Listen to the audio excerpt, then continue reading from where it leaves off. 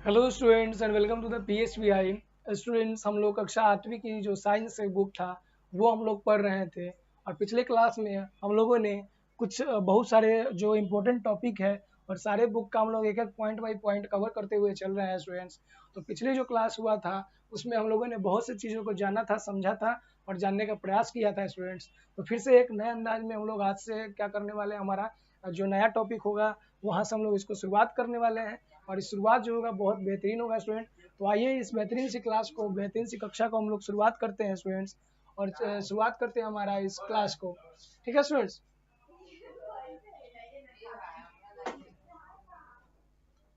तो स्टूडेंट्स, हम लोगों ने पिछला जो टॉपिक था कुछ रिकॉल कर देते हैं, कुछ रिवाइज करवा देते हैं आप सभी को, जो क्या पढ़े थे हम लोग लास्ट टॉपिक। पिछले जो हमारा टॉपिक जो चल रहा था वो हम लोग पढ़ रहे थे सिलेक्शन ऑफ सीड्स, यानी कि जो बीज का चुनाव हम लोग पढ़ रहे हैं। हमारा जो टॉपिक है वो क्या है, फूड प्रोडक्शन एंड मैनेजमेंट। जो हमारा बुक का, जो हमारा क्लास 8 का जो पारस प्रकाशन का जो पुस्तक है उसका जो फर्स्ट चैप्टर है उसमें हमें पढ़ना था फूड प्रोडक्शन एंड मैनेजमेंट। क्या पढ़ना था students? Food production, food production and management.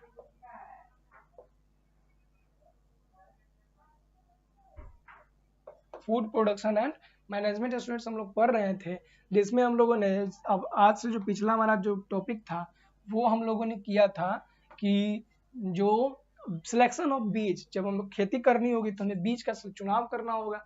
किस प्रकार का बीज को हम लोग चुने कि हमें अच्छा प्रकार का क्या होगा, फसल उत्पादित होगा। जिसमें हम लोगों ने यहाँ पे हम लोग क्या किए थे, यहाँ तक हम लोगों ने कवर कर लिया था स्टूडेंट्स। चलिए आज जो यहाँ से आगे हम लोग शुरुआत करते हैं इस बेहतरीन सी कक्षा को, और इससे आगे हम लोग क्या करने वाले हैं, पढ़ने वाले हैं। ठीक है स्टूडेंट्स। अब यहाँ से करा अनहेल्दी और pest damage seeds tend to be hollow and the lighter and than the healthy seeds, so they can be easily separated. Observe। अब कहा है कि अनहेल्दी जो बीज होगा वो क्या हो, अनहेल्दी बीज अंदर से खोखला हो जाएगा, और जो खोखला बीज होगा उसका पहचान हम लोग कैसे करेंगे। तो आइए शुरुआत करते हैं बीज का पहचान करने का। ऑब्जर्व करना है। Take about 100 gram of water wheat grains that have been stored for the several months। ठीक है। अब जो है 100 ग्राम हमें गेहूं का, अगर गेहूं का बीज अगर हम रोप रहे हैं खेत में, गेहूं का बुआई करना है तो गेहूं का बीज लेंगे 100 ग्राम के आसपास, जो क्या किया गया है, स्टोर करके रखा गया था कुछ महीनों से। ठीक है। Drop the grain in the glass jug. ठीक है। Drop the grain in the glass jug full of water and observe. अब क्या करना है, उस जो गेहूं जो लेंगे उसको जो पानी से भरा जो मग होगा या ग्लास होगा उसके अंदर हम लोग डालेंगे और देखेंगे कि क्या क्या चीजें होती है स्टूडेंट्स। ठीक है। Water and absorb some grains sink and the settle at the bottom, these are healthy seeds। some grain float on the water, these are क्या है, diseased or the damaged seeds। अब यहाँ पे बताया गया है कि जब हम लोग मग लेंगे, मग में पानी रख लेंगे, ठीक है, पानी में जब ऊपर से बीज डालेंगे तो कुछ जो बीज होंगे जो इसकी तली में जाकर के क्या हो जाएगा, इसकी तली में जाकर के बैठ जाएगा, इसकी तली में जाकर के, इसकी तली में जाकर के बैठ जाएगा। ठीक है स्टूडेंट्स। और कुछ जो होंगे इसके ऊपर में, बॉटम पे क्या होगा, फ्लोट करते रह जाएगा। ठीक है। ऊपर में तैरता रह जाएगा। तो जो बीज नीचे में आकर के जम जाएगा, नीचे में इसके तली में आकर के इकट्ठा हो जाएगा, ठीक है, वो बीज क्या होगा, हेल्दी बीज होगा। ठीक है स्टूडेंट्स। वो बीज क्या होगा, हेल्दी यानी कि स्वस्थ बीज होगा। और जो बीज इसके ऊपर में फ्लोट करता रह जाएगा पानी के ऊपर में, वो क्या होगा, वो होगा अनहेल्दी बीज। ठीक है स्टूडेंट्स। तो ये हमें बीज की पहचान करना है, हेल्दी और अनहेल्दी बीज का। आइए आगे अब देखते हैं हम लोग आगे क्या क्या आगे है। Most farmer are now using specially developed high yielding variety of seeds. ठीक है। ठीक है। Highly yielding variety of varieties, highly yielding varieties मतलब कि मोस्ट डेवलप सीड्स, मतलब ज्यादा डेवलप किया गया है। ठीक है। This seeds are give highly crop yields of better quality. और ये जो बीज है ना वो ज्यादा पैदावार, ज्यादा फसल देगी। ठीक है। और ये क्या होगा, क्वालिटी भी इसकी अच्छी होगी और ज्यादा गुणवत्ता, ज्यादा गुण वाले ये बीज होंगे। ठीक है स्टूडेंट्स। देज सीड्स गिव हायर क्रॉप एल्ड्स और बेटर क्वालिटी, ये ज्यादा फसल उत्पादित करेगी और अच्छा क्वालिटी का।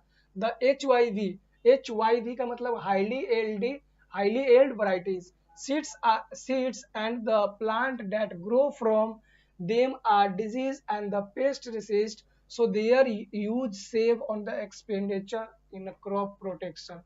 ठीक है, अब यहाँ पे कहा गया seeds and the plant that grow from them are disease and the pest resistant, so their use save and expenditure in the crop protection. अब जब अच्छे क्वालिटी का बीज का इस्तेमाल करेंगे, जब अच्छे क्वालिटी का हम लोग बीज का इस्तेमाल खेत में करेंगे तो वो क्या होगा, बीज में बीमारी नहीं होगा। जब बीमारी नहीं होगा तो वो अच्छा फसल देगी। ठीक है, अच्छा फसल देगी तो उसमें क्या होगा, हमें कम पेस्टिसाइड, कम कीटनाशक का उपयोग करना होगा, जिससे किसानों की पैसे की, आय की बचत होगी। ठीक है, पैसे की बचत होगी और उनका जो फसल होगा वो प्रोटेक्टेड भी हो जाएगा। ठीक है, ठीक है स्टूडेंट्स। अब कहा सोइंग ऑफ सीड्स, अब बीज की जो रोपाई होगी वो किस प्रकार से करना है। ठीक है, सोइंग ऑफ सीड्स, बीज की रोपाई, आइए देखते हैं किस प्रकार से करना है अच्छे तरीके से। There are two way of sowing seeds, broadcasting and drilling. अब जो है क्या है, देखिए मतलब कि बीज जो हम लोग खेत में रोपते हैं ना, तो इसका दो प्रकार से हम लोग रोप सकते हैं। एक तो है ब्रॉडकास्टिंग और दूसरा क्या है, ड्रिलिंग। ब्रॉडकास्टिंग मतलब हाथ से हम लोग छिड़काव करेंगे। ठीक है, ब्रॉडकास्टिंग क्या होगा, हाथ से हम लोग ऐसे ऐसे करके उसका छिड़काव करेंगे। दूसरा क्या हुआ, ड्रिल करके। ठीक है, ड्रिल करके उसको बीज को हम लोग रोपेंगे। तो आइए दोनों को देखते हैं। पहला ब्रॉडकास्टिंग क्या होता है। ठीक है students, throwing seeds by hand in a prepared field is called broadcasting. This method of sowing is the rather क्या है, primitive। अब कह रहा है कि जब हम बीज को लेकर के हाथ से तैयार किया गया खेत में जब छींटते हैं तो उसको हम लोग ब्रॉडकास्टिंग कहते हैं। ठीक है, क्या कहते हैं, ब्रॉडकास्टिंग कहते हैं। This method of sowing is a rather primitive, however it is still practiced in the many part of our country. It suffers from the following disadvantage। अब इस प्रकार की जो बीज की जो रोपाई है, हमारे देश के बहुत सारे, बहुत अलग अलग कोने कोने में हमारे देश के ऐसे ऐसे जगह है जहाँ पे इस प्रकार से बीज की रोपाई होती है। लेकिन इस प्रकार से जो बीज की रोपाई होती है, इसमें क्या होता है, बहुत प्रकार का क्या है, डिसएडवांटेज भी है।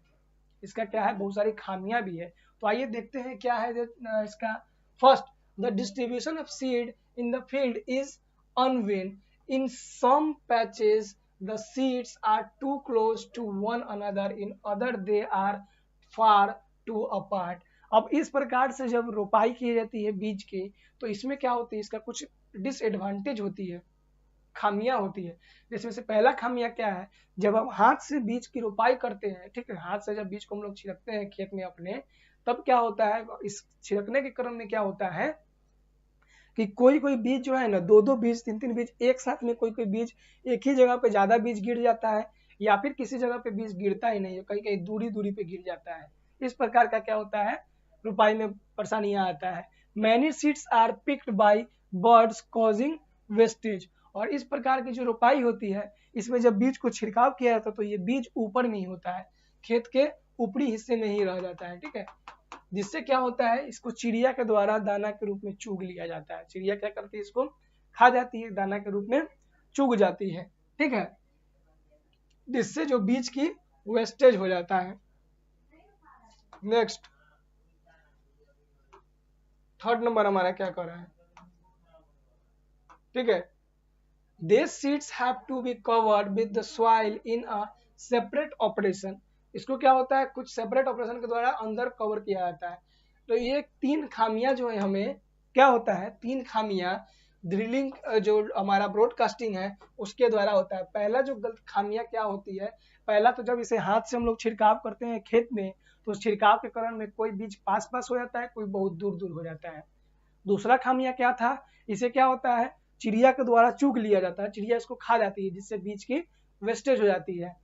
फिर तीसरा क्या होता है, इसे जब हमको मिट्टी से ढकना होता है तो इसके लिए एक अलग से फिर से हमें क्या होगा, अलग से फिर मेहनत करके एक बार तो छींट दिए, फिर छींटने के बाद क्या होगा, इसे मिट्टी के अंदर फिर से हमें डालना होगा।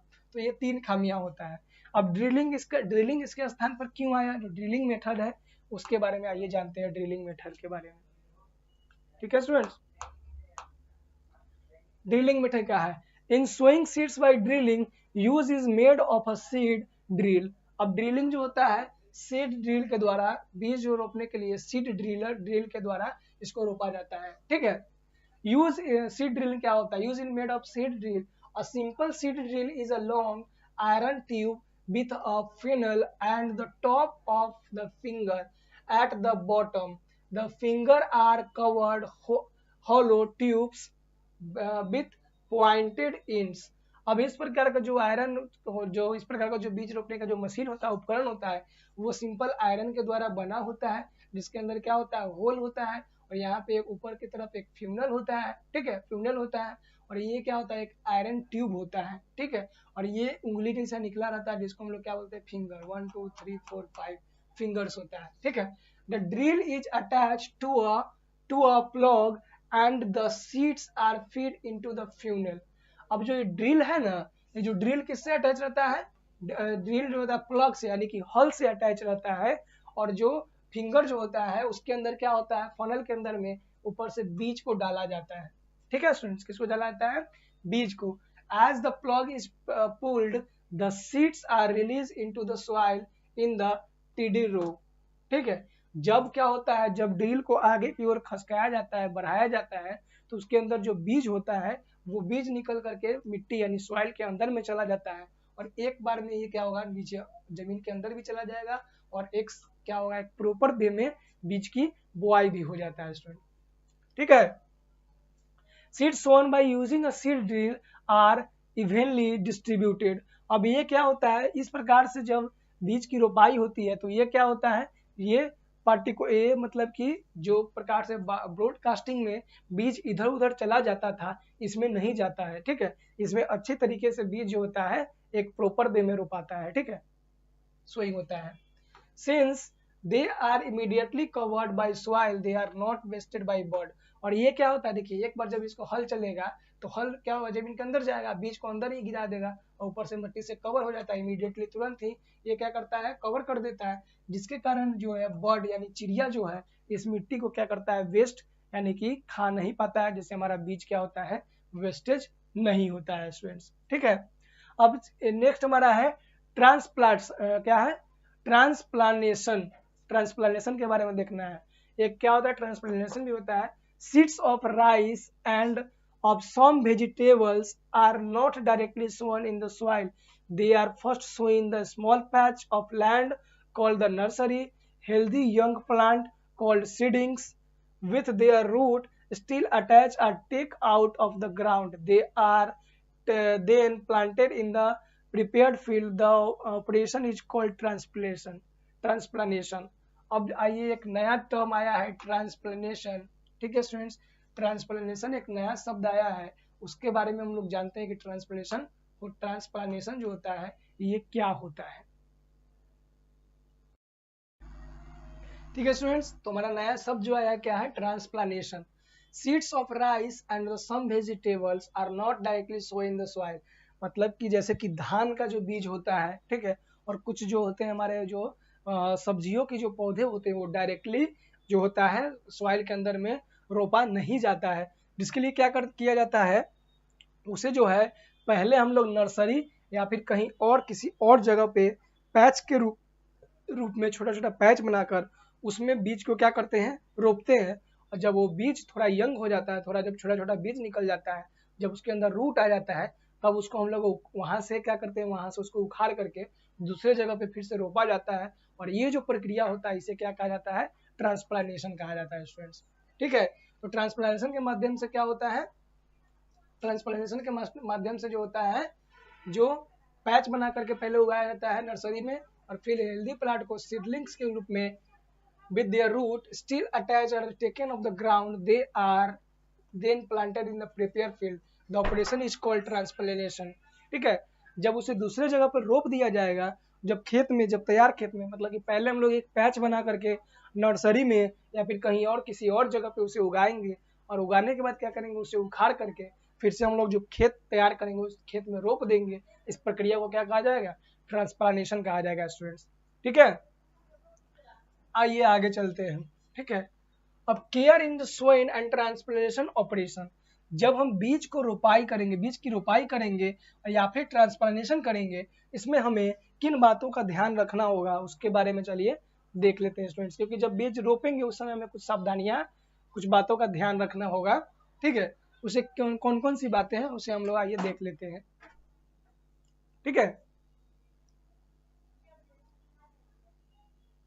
The young plant that come out of the seeds need sunlight, water and the क्या है nutrients to grow healthy।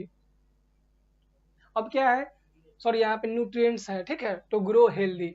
जब जब हम लोग बीज को रोपेंगे, जब उससे नया प्लांट, जब छोटा छोटा बेबी प्लांट ग्रो होगा, तो उस पौधों को क्या क्या चीजों की आवश्यकता होगी, तो उसे सूरज की रोशनी चाहिए, उसे पानी चाहिए और न्यूट्रिएंट्स चाहिए। किस लिए? उसे अच्छी तरीके से स्वस्थ ग्रो होने के लिए।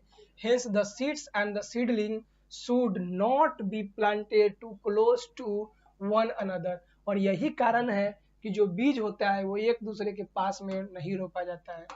तो जो बीज है, एक देखिए यहाँ है, फिर इसके बाद एक यहाँ पे है, एक यहाँ, एक यहाँ, एक यहाँ, एक यहाँ, एक यहाँ, एक यहाँ पे है ना, अलग अलग रोपा गया है। तो इसीलिए इसके बीच में प्रॉपर गैप होगा, क्योंकि इसे भी क्या होगा, यहाँ से भी क्या होगा, न्यूट्रिएंट्स लेगा, यहाँ से भी लेगा। अगर ये दोनों पास में होगा तो दोनों लड़ लेगा न्यूट्रिशंस के लिए, कहेगा हमको चाहिए, कहेगा हमको चाहिए।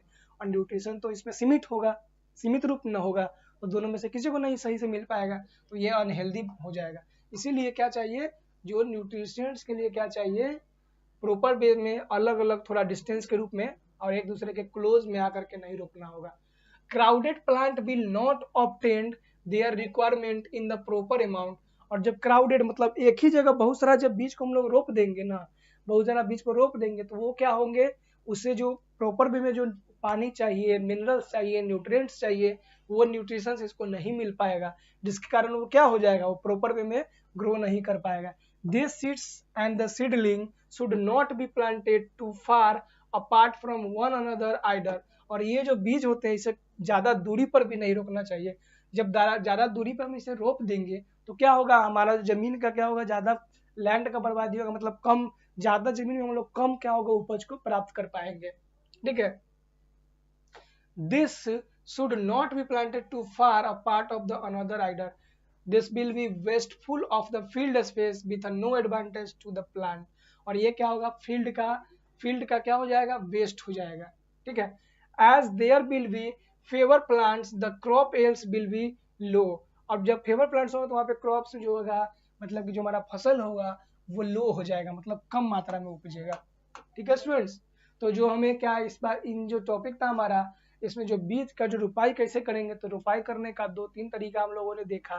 पहला हम लोगों ने क्या देखा, रोपाई करने का 2 तरीका होता है, पहला होता है ब्रॉडकास्टिंग, दूसरा होता है ड्रिलिंग। पहला होता है ब्रॉडकास्टिंग, दूसरा ड्रिलिंग होता है, ठीक है। और एक और होता है जिसको ट्रांसप्लांटेशन बोला जाता है, जिसके माध्यम से धान की खेती की जाती है और कुछ सब्जियों की।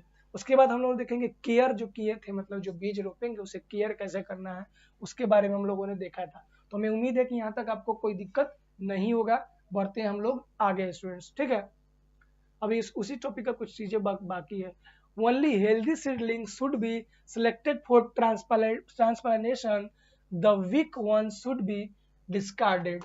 अब देखिए, जब हम लोग पैच बना करके नर्सरी में छोटा छोटा सीडलिंग लगाएंगे ना, उस सीडलिंग में से जो हेल्दी होगा, जो स्वस्थ होगा, उसी को हम लोग रोपने के लिए लेंगे, और जो अनहेल्दी होगा उसको वहीं पे छोड़ के फेंक देंगे हम लोग, ठीक है, उसका उपयोग नहीं करेंगे, ठीक है।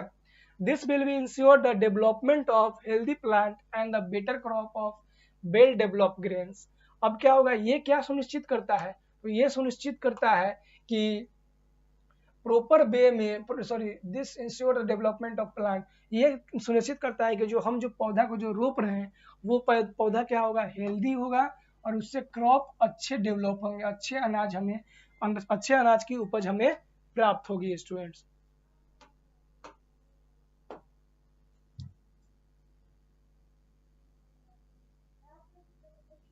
ठीक है। Third number, this seeds should be planted at a proper depth in the prepared field.